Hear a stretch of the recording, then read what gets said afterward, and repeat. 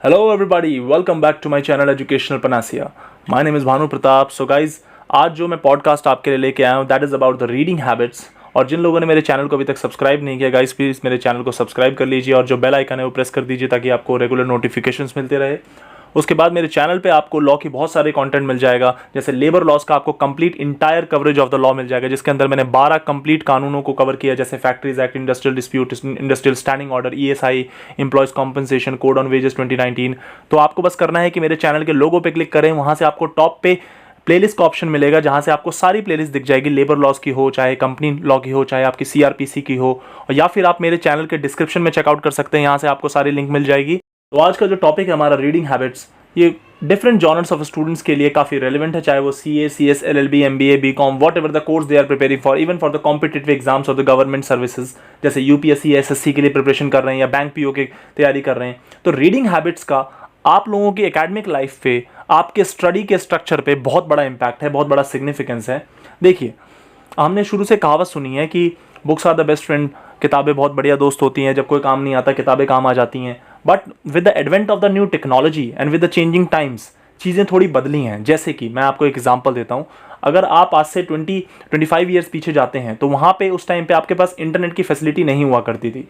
तो उस टाइम पे अगर आपको कोई भी जॉनर एक्सेस करना होता था जिसके रिगार्डिंग आपको नॉलेज लेनी है, चाहे वो आपके करंट अफेयर्स हो, चाहे वो आपका एंटरटेनमेंट हो, चाहे वो आपकी पॉलिटिक्स हो, चाहे वो आपका ह्यूमर हो, कॉमेडी हो, whatever the genre you wanted to access, उसके लिए आपको रिटन कंटेंट की, चाहे वो न्यूज़पेपर के थ्रू, चाहे वो किसी मैगजीन के थ्रू, इस तरीके के कंटेंट की, चाहे वो किसी बुक के थ्रू, आपको इस तरीके के कंटेंट की इस्तेमाल, मतलब जो आपका रिक्वायरमेंट है वो यहीं से फुलफिल होता था।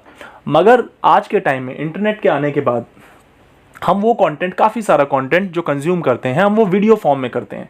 देखिए, वीडियो फॉर्म में कंटेंट कंज्यूम करने से कोई बुराई नहीं है, उससे कोई प्रॉब्लम नहीं है, बट उससे एक इशू ज़रूर अराइज होता है, और वो इशू है कि आप रीडिंग हैबिट्स अवॉइड कर देते हैं। मैं आपको एग्जांपल देता हूं, जैसे लेट सपोज आप एक वीडियो देख रहे हैं जिसमें आप कोई कंटेंट सीख रहे हैं, तो उसके अंदर आपने जो कंटेंट सीखा, आपने वो वीडियो देख ली। वीडियो देखने के बाद आपको लगा कि आपका कंप्लीट हो गया। मैं अपना लॉ का एग्जांपल देता हूँ, आप मेरी वीडियो देख रहे हैं और आप मेरी वीडियो देखने के बाद आपको लगा कि हाँ, मेरा कंटेंट कंप्लीट हो गया, तो फॉर द टाइम बीइंग आपका एग्जाम निकालने के पर्पज से वो कंटेंट कंप्लीट हो गया, आपको उस चीज़ समझ में भी आ गई, मैंने समझा भी दी, और आपका जो आपको एक सफिशिएंट मटेरियल चाहिए था वो आपको मटेरियल मिल गया। बट एक चीज़ जो आप यहाँ पे मिस करेंगे वो ये है कि अगर आप उस पर्टिकुलर वीडियो को आप किसी बुक के साथ, किसी रीडिंग मटेरियल के साथ, किसी स्टडी मटेरियल के साथ कॉम्प्रिहेंड नहीं करते हैं, तो उस केस में आप कभी भी वो जो लीगल एसेंस है उस कंटेंट का, वो आप नहीं जान पाएंगे। मैं इसका एक आपको एग्जांपल देता हूं। लेट सपोज मैंने आपसे बोला कि इस पर्टिकुलर जजमेंट में सुप्रीम कोर्ट ने ये बातें बोली, इस पर्टिकुलर लॉ में ये ऐसे ऐसे लिखा है, तो आपने वो सीख लिया। मैंने भी किताब पढ़ के ही वो चीज़ आपको बताई है, या कोई टीचर भी फॉर दैट मैटर आपको किताब पढ़ के ही बताता है। तो वो चीज़ मैंने आपको बताई, आपने वो आगे सीखी, आपने पेपर दिया, आपका पेपर भी निकल गया, आपका काम हो गया। मगर अगर आप उसको बुक से कॉम्प्रीहेंड करते, कि आप अगर कोई वीडियो देख रहे हैं और आप उसके साथ बुक को भी साथ में लेके चलते हैं, तो उससे सबसे बड़ा फायदा ये होता है कि आपका जो लिटरेरी फ्लेवर है वो मेंटेन रहता है।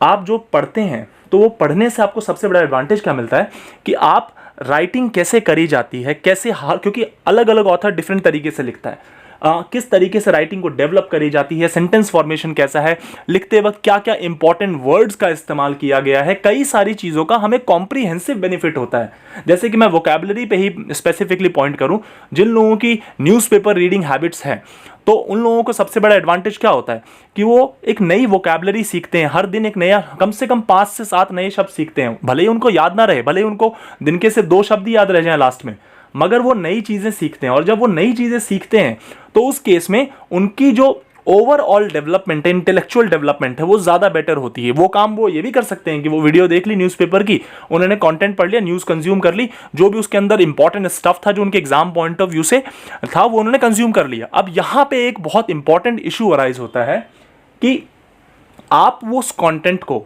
आउट ऑफ नेसेसिटी पढ़ते हैं या आउट ऑफ क्यूरियोसिटी पढ़ते हैं, क्योंकि ये दोनों डिफरेंट चीज़ हैं। जब आप किसी को आउट ऑफ नेसेसिटी पढ़ते हैं तो आप सिर्फ उतने चीज़ों पे ही फोकस करते हैं जितने में आपका वो एग्जाम या फिर कॉम्पिटिटिव पेपर, कुछ भी जो जिसकी आप प्रिपरेशन कर रहे हैं वो निकल जाएगा। नो डाउट अबाउट दैट कि उसमें आपकी नॉलेज इनहांस होती है।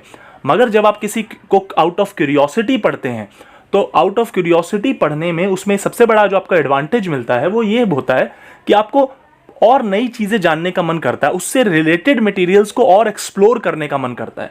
यहाँ पे कई सारे स्टूडेंट्स ये कह सकते हैं कि सर हमारे पास इतना टाइम नहीं है, हमारे पास इतना मतलब हम ऑलरेडी अपना पैक्ड अप शेड्यूल है हमारा।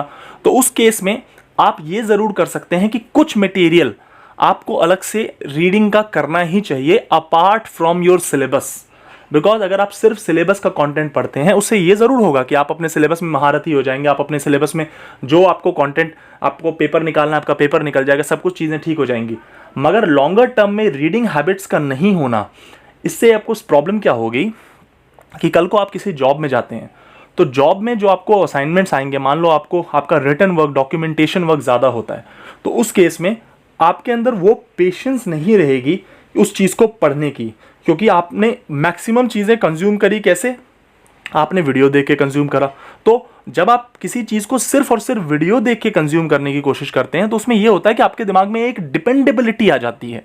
You become dependent on that particular content. मैं ये नहीं कह रहा कि वीडियो देखने से कोई गड़बड़ है, वीडियो देखना इज ऑल राइट, वीडियो से आपको वो चीज़ बहुत लिमिटेड टाइम में, एक अच्छे टाइम फ्रेम में हो जाता है, आपका टाइम सेव होता है, आप दूसरी चीज़ों पे वो टाइम लगा सकते हैं। मगर उसके साथ जब आप कंटेंट को स्टडी करते हैं, आप किसी नोट्स को पढ़ते हैं या फिर आपको बुक को रेफर करते हैं, तो उससे आपको ये फ़ायदा होता है कि आपने कंटेंट तो सीखा ही सीखा, वो एक्ट सीखा ही सीखा, साथ के साथ आपको खुद भी, जब आप किसी पर्टिकुलर किताब में कोई कंटेंट अपनी आंखों से देखते हैं तो आपको एक फील आती है कि हाँ मैं एक ऑथेंटिक मटेरियल रेफर कर रहा हूँ।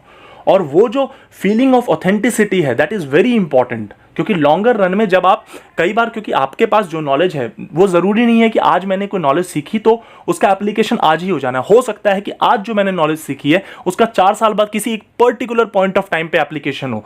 तो इसीलिए बड़ा इंपॉर्टेंट है कि आप कंटेंट को खुद से जब स्टडी करते हैं तो उसमें आपको काफ़ी बेनिफिट होता है। अब यहाँ पे से एक डाउट आता है स्टूडेंट्स का कि सर हमारा इंटरेस्ट एकेडमिक बुक्स पढ़ने में उतना नहीं है, तो आप यहाँ पे कोई भी जॉनर की किताब पढ़ सकते हैं। अगर आप नॉवल पढ़ते हैं, आप नॉवल पढ़ने में इंटरेस्टेड हैं, दैट इज़ वेरी गुड। अगर आप सेल्फ हेल्प बुक्स पढ़ने में इंटरेस्टेड हैं, that is also very good. अगर आप पॉलिटिकल सटायर्स पढ़ते हैं, दैट इज़ वेरी गुड। अगर आप ह्यूमर पढ़ते हैं, ह्यूमर का कंटेंट पढ़ते हैं, बहुत अच्छी बात है। आप बायोग्राफीज पढ़ते हैं, बहुत अच्छी बात है। जॉनर कोई सा भी हो, अगर आप एक रीडिंग हैबिट को कंसिस्टेंट रखते हैं, उसमें कंसिस्टेंसी मेंटेन करते हैं, तो रीडिंग हैबिट से जो सबसे बड़ा एडवांटेज आपको मिलेगा वो है आपको पेशेंस। क्योंकि जब हम कोई किताब पढ़ते हैं जिसके अंदर हमें पता है कि that is a book of around 100 pages, 150, 200, 250 pages, तो उसमें हमें हमारा जो दिमाग है ना वो इस तरीके से प्रिपेयर्ड है कि हाँ इसमें टाइम लगने वाला है। तो the more you consume the book, the more you start reading, the more you start learning about the book, the more you get to know कि हाँ आप थोड़े पेशेंट होके उस चीज़ को सुन रहे हैं, देख रहे हैं, पढ़ रहे हैं और समझ भी रहे हैं। तो ये आपका सबसे बड़ा एडवांटेज होता है। दूसरी चीज़ जो मैंने अभी वोकैबुलरी के ऊपर बात करी कि reading habit always improves the vocabulary, कि वोकैबुलरी आपकी जो बोलने की क्षमता है, आप अगर रेगुलर लाइफ में भी शब्दों का इस्तेमाल कर रहे हैं तो उसके अंदर आप चीज़ों को इंट्रोड्यूस कर सकते हैं। मैं आपको एक एग्जांपल देता हूँ। मैं एक बार न्यूज़पेपर पढ़ रहा था and even I was reading a tweet, तो मैंने वहाँ पे एक वर्ड देखा पेंगुलोशियन। तो वो शब्द मेरे दिमाग में इतना अटक गया कि मैं उसको कई बार उसको अलग अलग जगह पे अलग अलग सिचुएशंस में इस्तेमाल करता हूँ।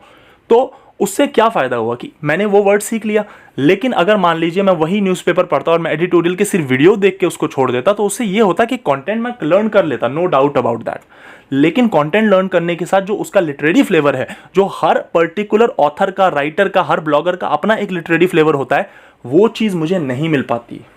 उसके बाद कई सारे स्टूडेंट्स, एक और प्रैक्टिस मैंने देखी है, कई सारे स्टूडेंट्स बुक लेते तो हैं but they never complete the book, कि उन्होंने 2-4 पेज पढ़ा, इंस्टाग्राम पे एक डिफरेंट एंगल से, व्हाट्सएप पे या फिर फेसबुक पे डिफरेंट एंगल से उस किताब की फ़ोटो ली, चाहे वो सेल्फ हेल्प बुक हो, रोमांटिक नॉवल हो, कोई सी भी किताब हो, उसको इंस्टाग्राम पे पोस्ट कर दिया, खूब सारे हैशटैग्स मेंशन कर दिए, 50, 60, 100, 150 लाइक आ गए। बस उनको लगा कि इस किताब का पर्पस और ऑब्जेक्टिव हमारा अचीव हो चुका है, जो हमें इस किताब से चाहिए था वो हमें मिल गया, हमने इंस्टाग्राम पे फोटोज़ डाल दी, हमें लाइक भी आ गए। मगर क्या वो एक्चुअली में हुआ? You have to ask this question to yourself कि आपने एक्चुअली में, अगर उस किताब को, मान लीजिए आपने कोई सेल्फ हेल्प बुक खरीदी, कोई सी भी मोटिवेशनल की आपने किताब खरीदी, या फॉर दैट मैटर आपने कोई रोमांटिक नॉवल भी खरीदी, तो आप अगर सिर्फ 2, 4, 5 पेज पढ़ के उसको छोड़ देते हैं या 10 पेज पढ़ के उसको छोड़ देते हैं, आपने अच्छी सारी फ़ोटो डाल दी और फोटो डालने से आपको खूब सारे लाइक आ गए तो आपका पर्पस सॉल्व नहीं हुआ। हाँ, सोशल स्टेटस आपका ये हो गया कि हाँ आप पढ़ते हो, आप एक एविड रीडर हो, मगर आप तो जानते हो ना कि आप एविड रीडर नहीं हो। आप तो जानते हो ना कि आपने उस कंटेंट को नहीं पढ़ा। आप तो जानते हो ना कि वो कंटेंट आपने अधूरा छोड़ दिया। अगर आप शायद उस किताब को पढ़ते तो कुछ ना कुछ लर्निंग ज़रूर होती, कुछ ना कुछ लिखने की शैली पता चलती। और रीडिंग हैबिट्स का आप देखेंगे कि लॉन्गर टर्म में, इवन कि एग्जाम्स में अगर मैं उसको रिलेट करूं तो कई सारे स्टूडेंट, मैं 2 स्टूडेंट्स का एग्जाम्पल देता हूं आपको। Student number A, student number B. Student A अपनी कोर्स के सिलेबस की किताबें पढ़ता है और साथ के साथ उसकी रीडिंग की भी हैबिट है। जैसे वो एडिटोरियल्स पढ़ लेता है, वो आर्टिकल्स पढ़ता है, ब्लॉग पढ़ता है, उसके बाद वो उसको अगर कभी टाइम मिलता है तो वो अदर बुक्स भी पढ़ लेता है, ऑटोबायोग्राफी या बायोग्राफीज पढ़ ली उसने। स्टूडेंट बी, वो अपने कोर्स पे फोकस रखता है और वो बस अपना जो उसको मटेरियल है उसके पास फोटो कॉपी वाला, वो मटेरियल उसको रेफर करता है। अब होता क्या है, स्टूडेंट ए एग्जाम देने गया, स्टूडेंट बी ने भी पेपर दिया। स्टूडेंट ए के मार्क्स थ्योरेटिकल सब्जेक्ट में ज़्यादा बेटर आ गए, वेयर एज स्टूडेंट बी उतने बेटर मार्क्स सिक्योर नहीं कर पाया। तो इसके 2 रीज़न हो सकते हैं। पहला रीज़न ये कि अगर जो स्टूडेंट ए है, अगर वो कंटिन्यूअस रीडिंग करता है तो उसको एक राइटिंग पैटर्न का पता चलता है, क्योंकि किस तरीके से सेंटेंस को अरेंज करना है, कौन सी चीज़ों को कब लिखना चाहिए, कौन इंपॉर्टेंट है, कौन लेस इंपॉर्टेंट है।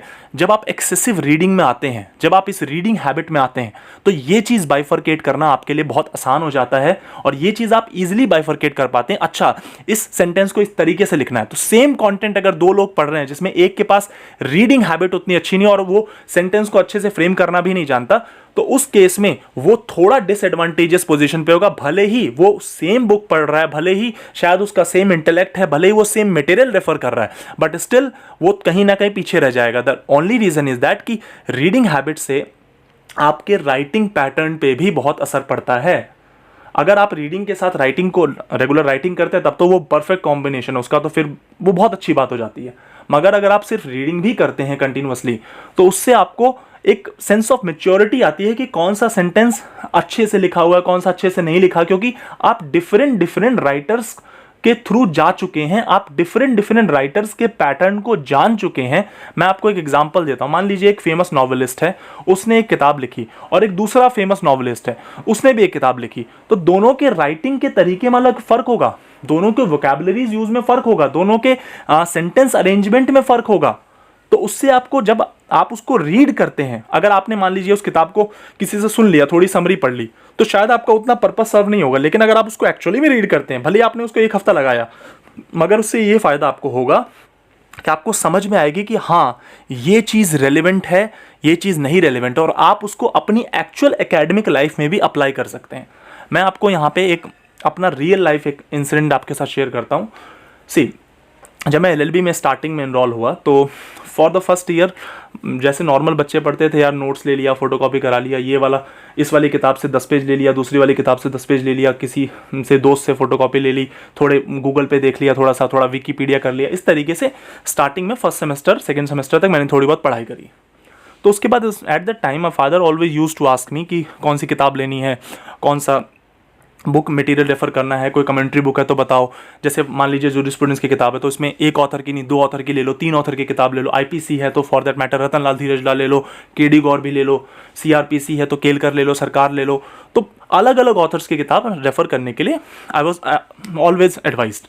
बट मुझे उस टाइम पे समझ में नहीं आता, इनिशियली मैं बात कर रहा हूँ, उस टाइम पे स्टार्टिंग में मुझे समझ में नहीं आता था कि यार इतनी सारी किताबें लेकर नेसेसरी करूँगा क्या। अभी तो आगे सेमेस्टर्स पढ़े और अभी इस सेमेस्टर की ले लेता हूँ, इस सेमेस्टर के भी नोट्स मिल रहे हैं तो किताब लेने की क्या ज़रूरत है। But later on when I got serious into the studies of LLB, जब मैं सेकेंड ईयर से थोड़ा सीरियस हुआ और मैंने चीज़ें पढ़ना शुरू किया, रिसर्च लेवल पे स्टडी करनी शुरू करी, then I got to feel कि हाँ बुक्स का रहना बहुत ज़रूरी है, क्योंकि आपको किस टाइम पे किस कंटेंट की ज़रूरत पड़ जाए वो आप नहीं जानते।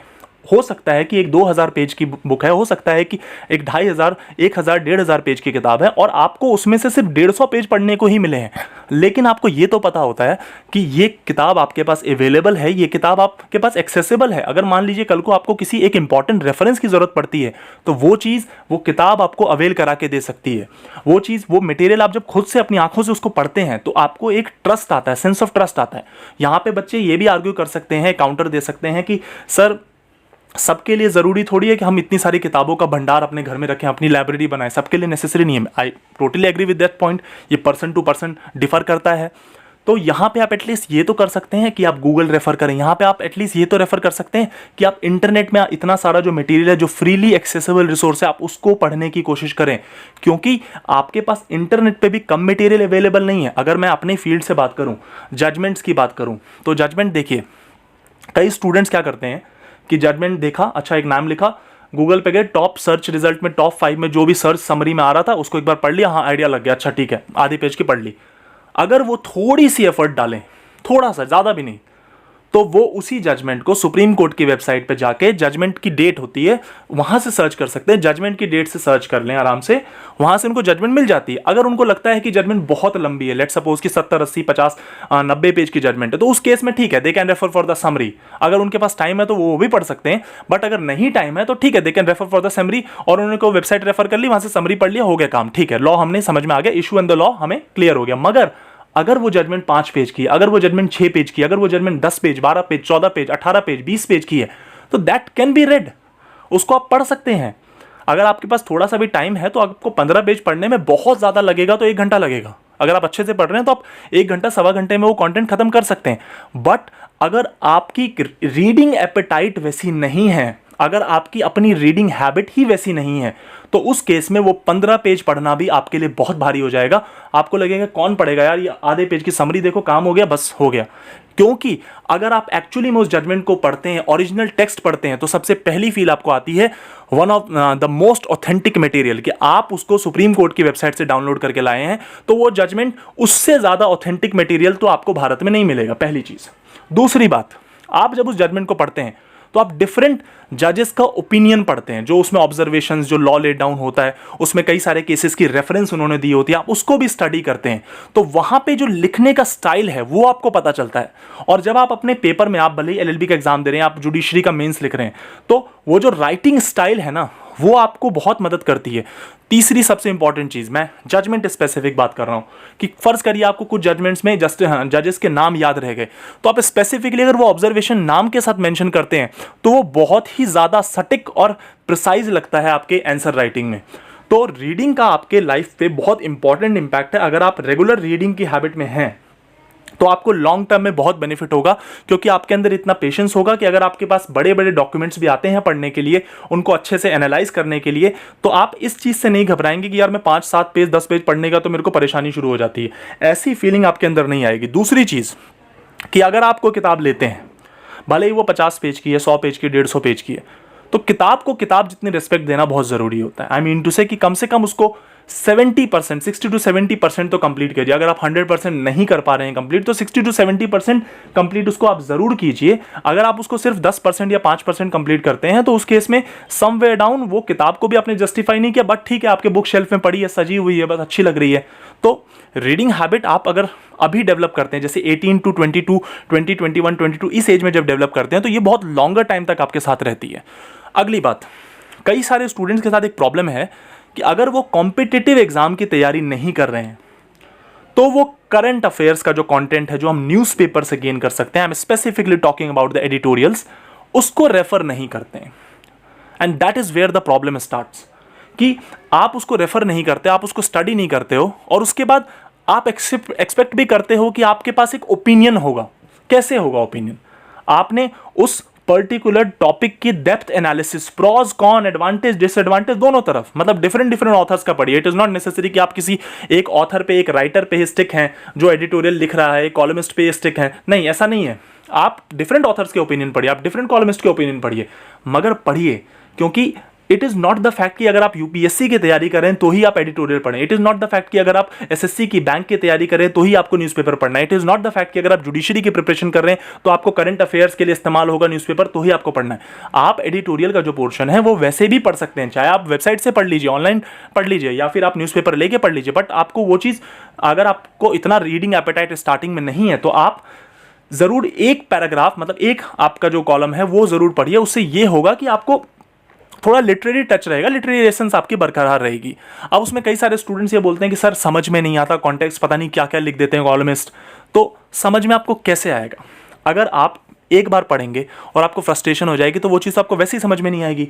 अगर आपको एक्चुअल में आप चाहते हैं कि आपको समझ में आए, तो आप जिस कॉन्टेक्स्ट में बात हो रहा है उस कॉन्टेक्स्ट कम से कम गूगल पे जाके थोड़ा सा विकीपीडिया कर लीजिए, तब उसको पढ़ के देखिए। या फिर आप रेगुलर पढ़ने की हैबिट में तो रहिए एक बार, क्योंकि अगर आप रेगुलर पढ़ने की हैबिट में एक बार रहते हैं तो उस केस में लॉन्गर टाइम में आपको वो चीज़ समझ में आती है। और ये न्यूज़पेपर रीडिंग वगैरह जो एडिटोरियल रीडिंग है, कुछ ऐसी हैबिट है जो आपको इंस्टेंट इफेक्ट नहीं प्रोवाइड करेगा। कि ऐसा नहीं होगा कि आज आपने एडिटोरियल पढ़ दिया तो आपकी दुनिया बदल गई, आप एकदम शेक्सपियर बन गया, ऐसा कुछ नहीं होता।